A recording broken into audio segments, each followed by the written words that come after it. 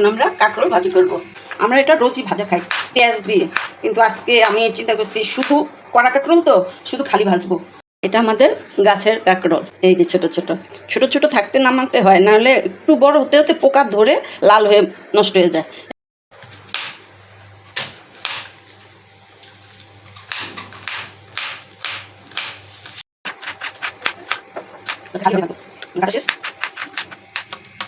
কালো জিরা, 1 চামচ লবণ, আর একটু হলুদ।